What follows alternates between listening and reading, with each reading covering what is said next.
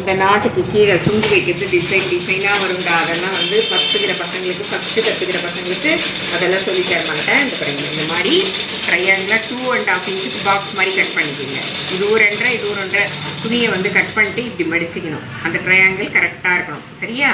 அப்போ தான் அது கரெக்டாக வருது. பாருங்கள், இந்த மடிச்சிக்கிட்டு இது பாருங்கள், இந்த இடத்துல இதை வச்சுருங்க. வச்சுட்டு இது பண்ணிக்கிட்டு இது மேலே கரெக்டாக 4 இன்ச்சு கையில் வச்சுருங்க, இல்லைன்னா பிழிஞ்சிடும். Okay, rough அடிச்சுட்டுங்க. அப்படியே இதை அடிச்சுட்டுங்க. இங்கே வந்து இப்படியே வந்துடாதுங்க. இதை இப்படி மடிச்சுட்டுங்க. இந்த இடத்துல இது மாதிரி மடித்தோன்னா அது ஷார்ப்பாக அப்படியே நிற்காது. வேறு ஒன்றும் இல்லை, அவ்வளோதான். இதை அப்படியே வந்து நம்ம 2 கையில் வச்சுக்கணும்.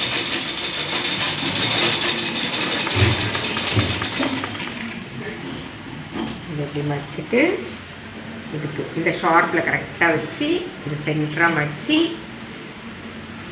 வெளி மாதிரி இருக்கும்.